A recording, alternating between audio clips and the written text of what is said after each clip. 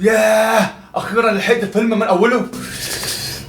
عايزه اختبرك في سؤال يا ابن الموكوسه.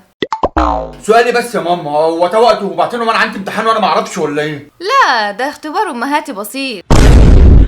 اختبار امهاتي؟ اتفضلي يا ماما، اتفضلي قولي يا حبيبتي. لو لقيت طبقين في الحوض، واحد فيهم معلقه وشويه رز والتاني فيه دهون من المحشي، انهي واحد هتغسله الاول؟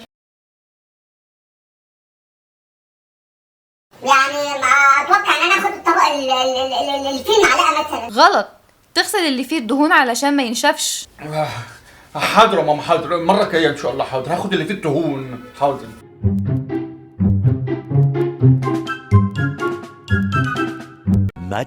Much later.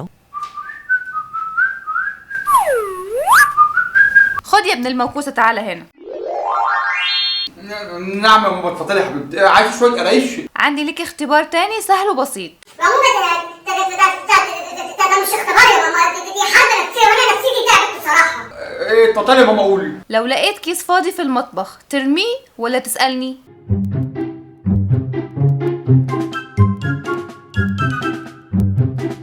لا، لو كيسه فاضيه في المطبخ وقع على الارض وشكلها قديم يعني اكيد هرميها طبعا يعني. غلط، ممكن يكون كيس الكبده اللي انا هقطعها. انت كده بتخرب بيتي يا ابني.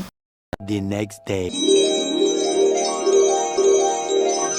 بقول لك ايه يا ابن الموكوسه؟ ايه هو السؤال؟ ما انا حفظت الخراج. لو قلنا هنزور خالتك الساعه 5، امتى المفروض تلبس هدومك؟ السؤال ده انا عارف اجابته كويس قوي. يعني ممكن 4 ونص كده نبدأ نلبس. ليه؟ عشان لما نطلع بره يبقى شكلنا حلو ونضيف كده وهدومنا ما تتبهدلش. غلط، امال ايه الجواب يا ماما؟ من 12 الظهر عشان نبقى جاهزين لو حصل حاجه.